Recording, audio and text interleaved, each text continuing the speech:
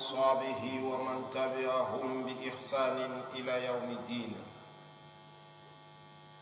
Mais louange à Allah, nous le louons et sollicitons son secours. Nous les louons et implorons son pardon. Car celui qui est guidé par Allah, personne ne pourra l'égarer. Celui donc qui est abandonné par Allah, nul ne pourra le guider. Nous attestons qu'il n'y a de divinité digne d'être adorée si ce n'est Allah, l'unique sans associé, et que Mohammed est son serviteur et messager. Que la paix soit sur le sceau des prophètes Mohammed, sur sa famille, ses apôtres et tout celui qui suivra sa voie jusqu'au jour de la résurrection. Inch'Allah, nous sommes sur la sourate Le Soleil. La sourate Le Soleil a été descendue à la Mecque. Donc le prophète a eu la révélation de cette sourate à la Mecque. Le bon Dieu dit أعوذ بالله السميع العليم من الشيطان الرجيم بسم الله الرحمن الرحيم والشمس وضحاها والقمر إذا تلاها والنهار إذا جلاها والليل إذا يغشاها والسماء وما بناها والأرض وما طحاها والنفس وما سواها فألهمها فجورها وتقواها قد أفلح من زكاها وقد خاب من دساها صدق الله العظيم. Allah dit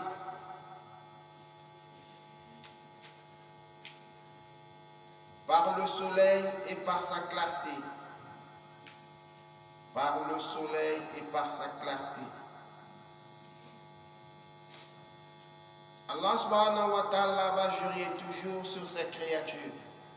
Ici, c'est une des paroles d'Allah en train de jurer sur un de ses créatures qui est le soleil. Allah dit par le soleil et par sa clarté.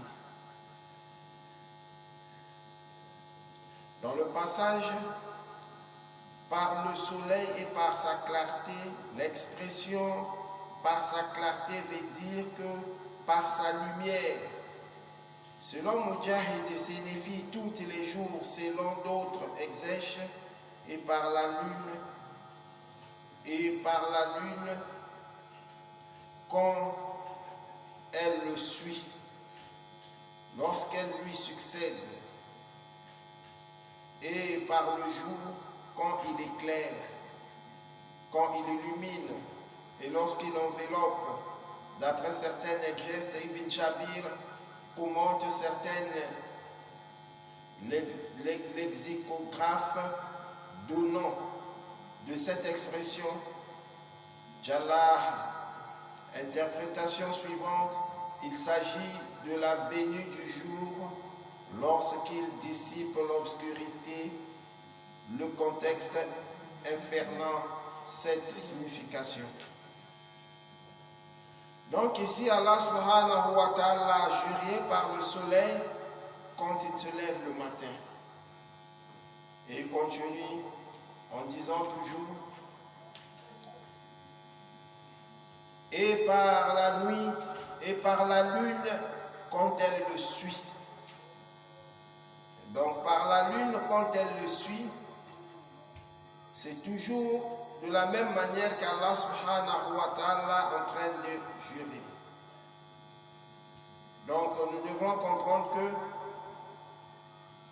Allah subhanahu wa ta'ala nous parle ici, il veut nous parler ici de quelque chose qui est très très très sérieux, et c'est pourquoi il a juré sur ça. Et par la nuit quand elle enveloppe, Allah a juré toujours. Et par la nuit et par la lune quand elle le suit, et par le jour quand il éclaire. Allah subhanahu wa ta'ala nous parle du jour quand il éclaire. Ici, il a juré aussi par le jour quand il éclaire. En continuant, il a dit et par la nuit quand elle enveloppe. Il a juré aussi ici par la nuit quand elle enveloppe, donc quand la nuit rentre. C'est une manière aussi d'Allah de jurer sur ses créatures. Veut dire, quand elle couvre le soleil à son coucher et donne lieu à un obscurcissement progressif de l'horizon.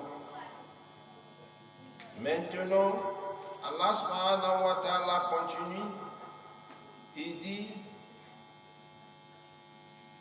par la nuit quand elle enveloppe tout, et par le ciel et celui qui l'a construit. Ici, le bon Dieu a juré encore sur lui-même, par le ciel et celui qui l'a construit. C'est Allah subhanahu wa ta'ala qui a fait toutes ces créatures-là. Donc en disant, et par le ciel, donc en continuant toujours à construire. Donc ce qu'il veut dire que particulier, donc le moment où l'obscurité de la nuit rentre. Et le bon Dieu continue en disant,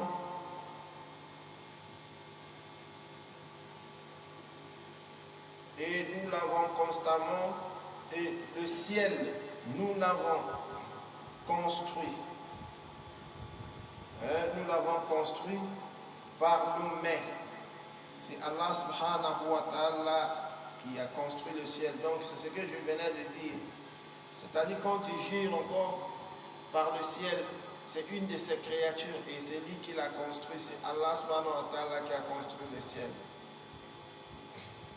Maintenant, par notre puissance, et nous l'entendons constamment dans l'immensité et la terre, nous l'avons étendue, et de quelle excellente façon nous l'avons nivelée. C'est-à-dire Allah subhanahu wa ta'ala a juré surtout sur la terre aussi, de la manière qu'il a fait aussi la terre. C'est une de ses forces aussi. Dans le surat éparpillé, versets 47 à 48. Il en va de même de l'affirmation divine et par la terre, et c'est lui qui l'a étendu. Le verbe arabe taha employé ici signifie, selon certaines étendre, déployer, étaler, d'autres estimant qu'il veut dire créer. La majorité des érudits affirmant que toutefois qu'il signifie étendre, étaler. Et par l'âme, et c'est lui qui l'a harmonieusement façonné.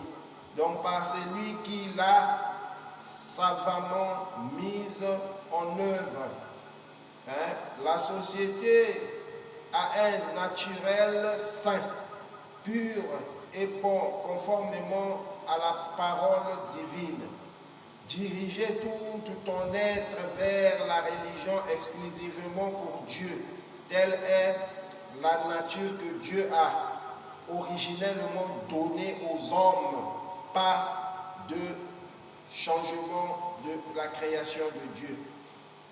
C'est-à-dire Allah subhanahu wa ta'ala a créé l'homme. Après avoir de le créer, il a mis l'âme dans lui. Mais c'est Dieu qui a mis l'âme en fonction. L'âme ne se met pas en fonction seule, mais c'est grâce à Allah que l'âme se met en fonction.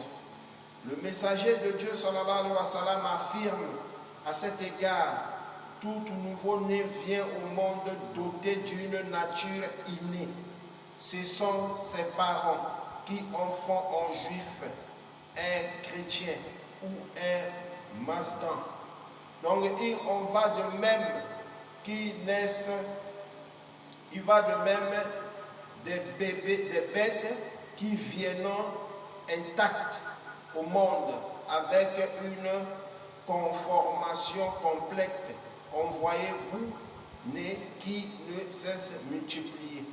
Donc, il y a des Ibn Imar al-Mujashi relaté d'après le messager de Dieu, que Dieu lui accorde sa grâce et sa paix.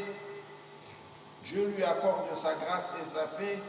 Lui aussi, il a dit, et le prophète a dit, sallallahu alayhi wa sallam, tout nouveau-né vient au monde doté d'une nature innée. Donc, ici, aussi, il y a des Ibn Umar al-Mujashi relate d'après le messager de Dieu, sallallahu alayhi wa sallam, a dit: j'ai créé mes serviteurs en pur monothéisme, mais les démons sont venus les détourner de leur religion. C'est-à-dire, ici, Allah subhanahu wa ta'ala